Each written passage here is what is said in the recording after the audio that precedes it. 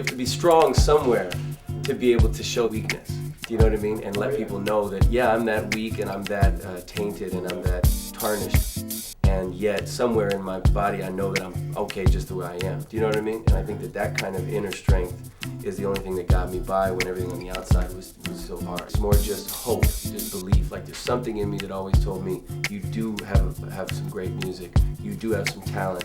And even though the world is telling you that it's never going to mean nothing to nobody else but you have to keep believing that it will mean something to somebody else, you know what I mean? And I would write these songs, even when I wrote Lost Without You, I just felt in my heart, I was like, man, this is, gotta be what a lot of people feel, do you know what I mean? Because I'm feeling it so strongly and so honestly, and I'm putting it into words and songs so honestly, there's gotta be a lot of people that have been lost without somebody before. Some days you're just overwhelmed with gratitude, and you could break down crying, just thanking God and thanking all the people around you that have loved and supported you. And then other days you want to go, I remember when nobody was loving and supporting me. I remember when I was all alone and I was drunk and my dad said, oh, you need a hit. And my mom said, oh, you're doing so well. And nobody really cared or really thought I was doing, anything.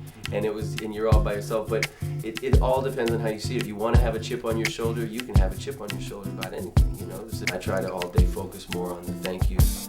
And I think that the more I've done that, the more love I've gotten back from people. Like when I kept telling people that sometimes didn't even deserve it, thank you, thank you, thank you, all of a sudden they turn around and then they start to go, I'm sorry I wasn't always there, and I'm sorry I didn't always say the right thing. And it's just funny how you can make people open up by just being grateful, And then they end up saying the things you always wanted to hear.